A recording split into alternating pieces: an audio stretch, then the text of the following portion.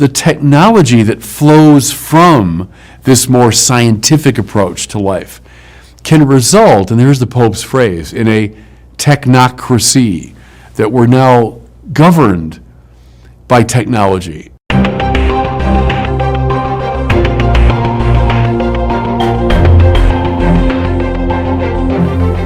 Welcome back to the Word on Fire show. I'm Brandon Vogt, the host and the senior publishing director. Should we be concerned about our technocratic society, one that's dominated by tech and science, and which in turn seeks to dominate nature? And what can Pope Francis teach us on this topic? Well, that's what we're discussing today with Bishop Robert Barron, who is freshly back in Minnesota from his trip to Washington, D.C. We'll talk about that in a moment. But Bishop, good to see you. It's been a while. It has, Brandon. Good to see you as always. I'm just getting over a cold, so I hope I don't have too many coughing fits during our time today. Well, I do want to get into this interesting topic, but we haven't been together in a while. I thought we could briefly update people on 3 different events you recently did. One was the Heritage Foundation, which I think was just yesterday. Is that correct, now that we're recording this in March? They're running together. I think it was yesterday, or the day before. How did that go? Oh, it was great. I loved it. I was in Washington for the USCCB meetings, and so they invited me to give the Russell Kirk lecture, and of course I'm a great admirer of Russell Kirk. So I accepted that readily and worked on this talk, several months ago. And it was kind of my reflection on much of this debate going on about the American founding, about Jefferson, Locke, and Hobbes in relation to Catholicism. So I rehearsed some of that business, tried to show a way forward, and talked a lot about the inculcation of objective value. My concern, as I put it in the title, is the breakdown of the Tocquevillian equilibrium. So a liberal society, but that's undergirded by a religious culture. And that's what de Tocqueville saw in the 1830s, was what made America strong was it was a free society with the kind of individualism that was typical of the modern political arrangements, but that was not undercut, it was informed by a religious sensibility, which gave it its soul. So I'm asking the question, what do we do now when so much of the religious structure is fading away and are more unsavory elements of the American political arrangement asserting themselves? That was kind of the burden of my argument. You can watch the whole talk online. It was recorded and put on YouTube. I'll be sure to include a link to that in the show notes. Another really interesting thing you did was sit down with Brett McKay from the Art of Manliness podcast. The Art of Manliness is one of the largest men's websites and podcasts in the world. And he wanted to speak with you about Dante. How did that conversation go? I loved it. You and others have told me about his podcast. I didn't know it that well. I liked him a lot. I thought it was a really interesting conversation. I love taking off from Dante, whom I've been teaching for years and studying, but to do it in terms of the relationship to fatherhood and masculinity, the call of men in our society, to go on this spiritual journey of courage, and of moral demand. So I thought that was a very useful conversation, yeah. And I'll link to that one as well in the show notes. Third and finally, you had a discussion with our old friend Alex O'Connor. You've talked with Alex a couple times. Alex, for a while, had a YouTube channel called The Cosmic Skeptic. He was one of the most popular atheists on YouTube. I think he has hundreds of thousands of subscribers. He started kind of a new spin-off show. I think it's called Within Reason. And he brought you back for another long-form discussion. How did that one go? Good. Yeah, that was recorded here at my house, several weeks ago now, I guess, but I just appeared. I was glancing at some of the comments. Of course, there's a lot of comments already, well over 2,000, I think, But they were a good mix of, people that were very appreciative of the conversation. There were religious people, and then, more his usual audience of skeptics and atheists. And I thought it was, the comments were good, predictable to some degree. But I enjoyed talking to him. I always have. And there was he just used a different style or a different format this last time. Seemed more kind of curious about, the religious point of view, and he wasn't in a polemical mode so much, but a more curious, investigative mode. So I thought that was interesting, helpful. Well, let's shift now to the topic of our discussion today, and it's the theme of technocracy. You've read all the encyclicals of Pope Francis, many of his exhortations, as have I, and one of the major themes you discover in there that I don't think has gotten a lot of coverage is his emphasis on the danger of technocracy. You see this especially in the 2015 encyclical Laudato Si, which got a lot of emphasis because of its teachings on the environment. But in that encyclical, he coined the phrase the technocratic paradigm. In fact, he used that phrase 5 times in the encyclical. Here's what he says, I'm going to quote him. This paradigm exalts the concept of a subject who, using logical and rational procedures, progressively approaches and gains control over an external object. It can be said that many problems of today's world stem from this tendency, at times unconscious, to make the method and aims of science and technology an epistemological paradigm which shapes the lives of individuals and the workings of society. All right, lots of big words there, so help unpack that for us. What exactly is he getting at? What's the technocratic paradigm that he's concerned about?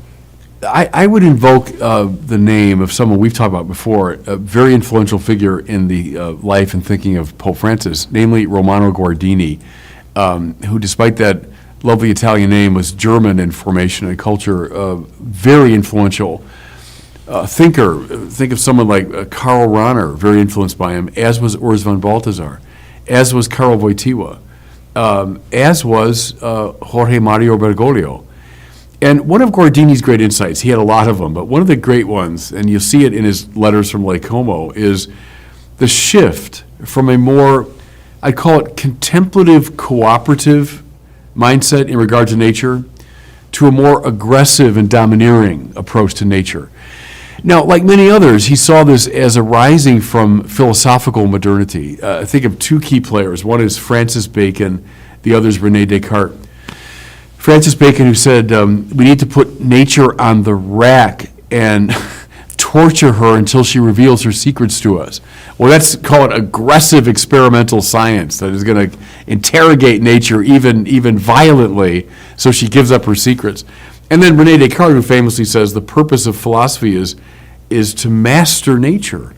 And now, as I've said many times, thank God for these people in a way, because they gave rise to the sciences and technology that we benefit from. So all that's true, and I think the Pope would agree with that.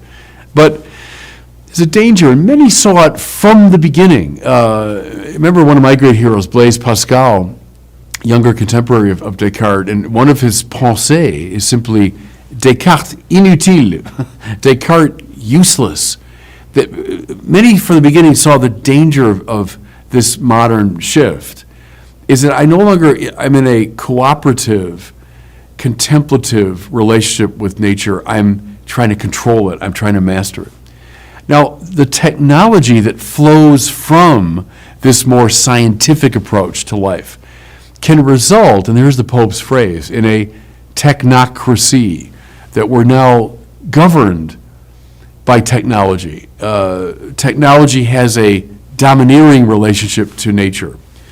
What makes my life more pleasant, that's what matters. So if it gets me there faster, it makes my life more convenient and comfortable, well then who cares about, and I'll use the Pope's term, all the filth that's produced in this process? Who cares about the damage being done to the environment and to nature? Who cares about the damage being done to my own body and psyche in this process? Think of something we've talked about a lot, which is the way the social media have come to dominate us in rather unhealthy ways. In taking this position, the Pope, see, and people misread him here as he's some kind of crazy-eyed liberal. Not that. He's in the tradition, going back to people like Pascal, of suspicion of this modern term. Not rejection of it, mind you. That would be a sort of, Luddite point of view. It's not a rejection of it, but it's a cautionary attitude toward the way science and technology come to dominate life, nature, and our very bodies. And I've argued, Brandon, for a long time, that's the key to understanding Laudato Si. If you see it, the Pope's global warming encyclical, well, that's such a reductive, simplistic reading of it. I would call it's this sort of Pascalian. It's a Guardinian. It's an anti-modern, if you want to put it that way. It's an anti-modern encyclical. That's what he means, I think, by the technocratic paradigm. Let's talk more about Romano Guardini, the Guardinian. I like that term. Yeah. I hadn't heard that before. In Laudato Si, Pope Francis cites Guardini 5 times. He did his doctoral work on Guardini. I think he didn't quite finish it, but he studied him extensively. One of Guardini's most famous books from the 1920s was called Letters from Lake Como, Explorations in Technology and the Human Race. And it's, again, a series of letters. One of those letters, he reflects on the images of homes and boats around this Lake Como, using it as a metaphor for the technocratic paradigm. Talk about that metaphor and what he was trying to communicate. He noticed the shift. When he was a young man, he went to Lake Como. As a lot of Germans did, by the way. They liked to vacation in Italy because of its beauty and warmth and all that. And Lake Como, one of the loveliest places on the face of the earth, north of Milan. Country that Augustine would have known, by the way. So when Augustine was living in Milan in the ancient times, Casa Siacum, his kind of philosophical retreat, was not far from Lake Como. So it's kind of a beautiful, charged area. And Guardini noticed when he was a young man, the buildings seemed to move with the rhythm of the landscape. They weren't in aggressive contrast with it, but they were respectful of its own kind of rhythms and patterns. The same, he said, with the way boats, and think now of, pre-motor boats that were more like just steered by a rudder and a sail and so on, that they were almost compelled to follow the rhythms of the sea. What he noticed was, as the modern technocratic paradigm was taking hold more and more, buildings became sort of indifferent to the environment, had their own kind of aggressive place within the environment. They weren't respectful of the landscape of the place. And then he saw the motor boats that were emerging, just racing their way through the water, indifferent to its own rising and falling and swelling and so on. Getting us there faster, undoubtedly. Homes maybe embodying our sense of what's beautiful, yeah, probably. But disrespectful of nature in both cases. And he felt that we had lost something of that contemplative attitude that had been dominant since the time of Aristotle. For Aristotle, the point of the sciences, not to master nature so much, but is to contemplate the natural forms. Anyway, that's a very telling example of this shift that Guardini was bemoaning. In the last century, Guardini was not alone in expressing concern about technocracy. 2 great literary masters, C.S. Lewis and J.R.R. Tolkien, also rang a similar alarm in their writings. Lewis did it most prominently in The Abolition of Man and its fictional parallel, his novel That Hideous Strength, and then Tolkien did it through The Lord of the Rings. Can you say something about Lewis and Tolkien's discomfort with the technocratic paradigm? Yeah, they shared very much this Guardini perspective. And I want to put it in this broad, it goes back to the earliest critics of modernity, like Pascal. Think of Goethe as well, 18th century, the great German literary master, kind of in many ways, the Shakespeare of the German language. Goethe saw the same thing. He was at war with Newton. The Newtonian science was becoming dominant at that time. And Goethe was very concerned about it because of these aggressive, the dominance of the subject over the object. Goethe wanted to recover this contemplative, respectful attitude toward nature, allowing nature to reveal its secrets, not to torture the secrets out of nature. Well, look at someone like Tolkien now, and I have in my mind those images of Saruman, right? And the devastated, blasted country around him, the trees having all been eliminated, as he's producing armaments and these artificial creatures, right? He's sort of creating through his own will and power something that's wrecking nature, destroying nature. He's becoming more and more powerful, but also more and more monstrous himself, and morally objectionable and dangerous as he does it. think of the Ents, in Tolkien, these ancient, and in fact he calls them Ents, it has a sense of primordial beings, these trees that actually can speak and could walk. I mean, they're alive, but they're being so violated by this aggressive technology. He would have seen that as a sign of the capitalism, the sort of industrial capitalism that was taking hold. Now, you want to go back a little further in English literature, look at someone like William Blake, would have had the same complaints, right? How the countryside was being besmirched by factories and smoke and all of that. So I think they are very much right in that Guardini, and they're contemporaries. They're acting and writing at the same time. Lewis, of course, who was on to all these great trends. Lewis, who was, people forget, trained in philosophy originally. That was his natural interest in a book like Abolition of Man, which is a highly dense philosophical text. Some readers of Lewis I know are put off when you say, read the Abolition of Man, because it's a text you really got to spend time with and work with. But great interest in literature, of course, and in apologetics, but his beginning point was philosophy. So he was aware of all of these trends that we've been talking about and came down strongly on the side of the Guardini perspective. Listeners who have not yet read Abolition of Man, Word on Fire actually has a really good companion volume written by Father Michael Ward called After Humanity.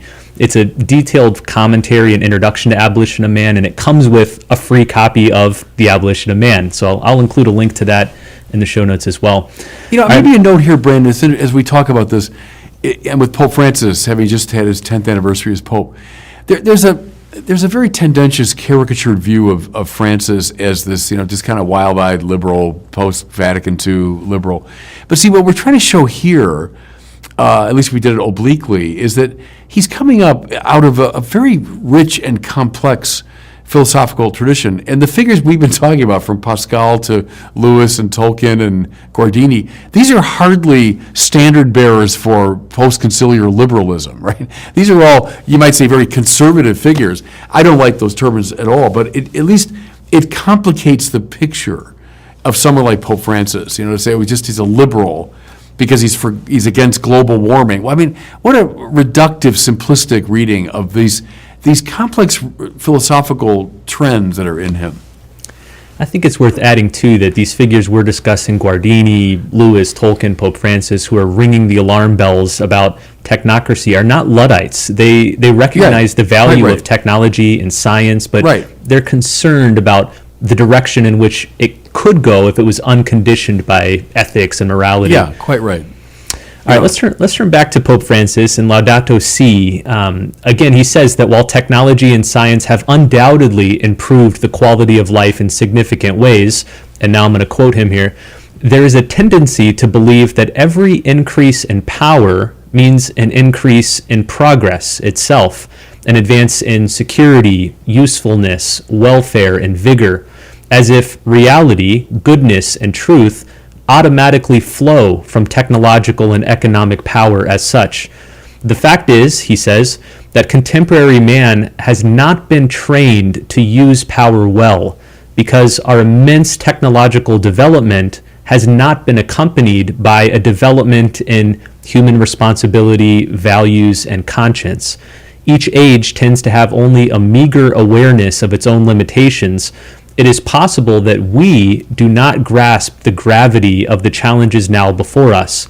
The risk is growing day by day that man will not use his power as he should. So here the Pope warns that contemporary man has not been trained to use power well, but where do we get this training? How can we learn to use technology well? Well, I mean, first a word about power, because that's a very important insight. And you point to Nietzsche, as I've often done, and he's in many ways the master of, the power, the will to power. But see, behind Nietzsche are figures like Bacon and Descartes, where Descartes says it's mastery over nature that we want. That's a power. In fact, it was Francis Bacon himself who said, knowledge is power. See, Aristotle would never have said that. For him, knowledge is a type of contemplation, right? It's a kind of reverence. But with Bacon, you have a revolution, because knowledge is now power. I use it so I can exercise power. Now, again, mind you, to make lives better, all that's great. No one wants to do away with that. But if the primary reference is power, then I do lose the moral framework for that power. And then it does become very dangerous indeed.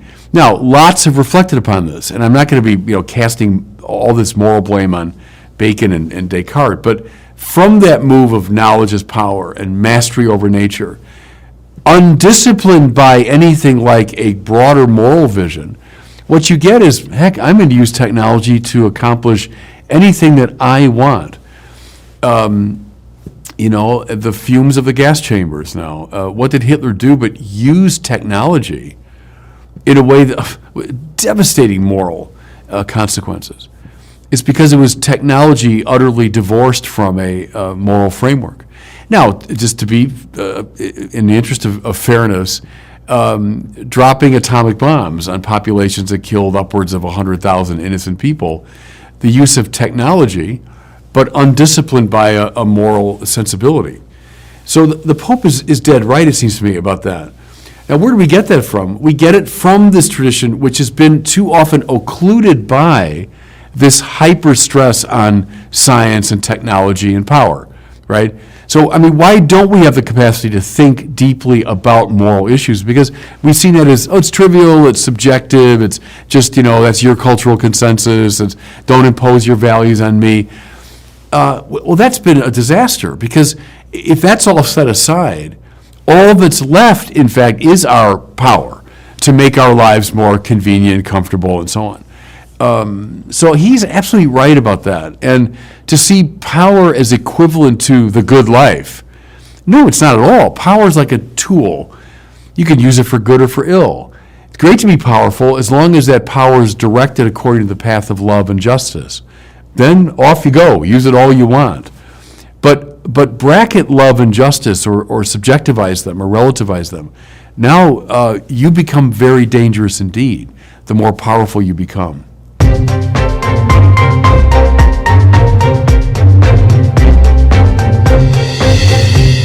Well, it's time now for a question from one of our listeners. Today we have a question from a man named Brian. He lives in North Carolina. He graduated from a prominent Baptist seminary, but converted to Catholicism in large part through Bishop Barron's YouTube channel. And he's got a question comparing Protestantism to Catholicism. So here's Brian. Hi, Bishop Barron. My name is Brian, and I'm from Raleigh, North Carolina. I graduated from a prominent Southern Baptist seminary, but converted to Catholicism thanks in part to your YouTube channel. Many of my Protestant friends are simply indifferent to my conversion because they believe the true church is invisible, made up of believers from all different Christian denominations. I wondered if you could comment a little bit on this dichotomy of the visible and invisible church. Thank you. Yeah, thanks for that question. And it's a key issue in the Protestant Catholic debate. I'll make a simple observation here, and we can unpack this for the next, 6 months. We could. The link between the people we were just talking about, René Descartes, who bracketed so much of the external philosophical tradition, he bracketed the external world of the senses, and found the ground for his certitude deep within him, the cogito ergo sum, I think, therefore I am, and then brought all of reality to the bar of his subjectivity for adjudication. The subjectivism and the internalization of the process. Many pointed out over the years the link between that move and one that was done not too long before it in the religious order by Luther. Luther overthrew so much of the visible church, if you want, found his justification in an inner experience, of being accepted and receiving grace and so on. Justification by grace through faith. And then you're right, an ecclesiological implication of that is the true church is made up of all those people all over the place. Protestant, Catholic, they could be ostensibly atheists or whatever. They could be in a church, out of a church, Bible believing, but as long as they've made this move in their own interiority, they belong to this invisible community of the saved, right? Well, see, Catholicism has always stood athwart that view because, as Aquinas would probably say, it's because we're not angels. We're bodies and souls. And so we don't think it's the case that salvation primarily is happening in here, in some inner space. But the Lord addresses us in our bodies and through our bodies, and we live out the life of faith. We grow in sanctification precisely in relation to the visible church, which means the church in its institutional structures and in its sacraments and in its saints and in its great works of art. And so we've resisted that tendency to find the invisible church that's hidden kind of among or under all of the external forms. Just as my soul, that's not like the real me hidden deep down in here somewhere. No, this is the real me, too. I'm body and soul. And so God addresses both body and soul, and I'm saved in both body and soul. Okay, that's a simplistic answer, I know, to a really complicated question, but that's just one angle on it. Thanks for your question, Brian. If you have a question you'd like to send in to Bishop Barron, do so at the website askbishopbarron.com. As we close here, I want to talk briefly about Word on Fire's Liturgy of the Hours books. Nearly 30,000 people now subscribe to these monthly books, which allows them to enter into morning, evening, and night prayer, the prayer of the church. If you've been on the fence about subscribing yourself, now's the time because the limited founders discount is ending soon, and this is your last chance to lock in this price. If you sign up before March 31st, 2023, which is just a few days from now, then you'll lock in the price of $7 per month. However, after March 31st, the price is going up to $9 per month, thanks to increased shipping and printing costs, inflation. We all know the numbers. But if you subscribe now for $7 a month, you lock that in and keep that price moving forward. So again, learn more and find out why this prayer can change your life, can deepen your prayer life in new ways. You can learn more at wordonfire.org/pray. That's where you can sign up. And again, do so within the next few days so that you get this founder's discount price. Well, thanks so much for watching and listening, and we'll see you next time on the Word on Fire show.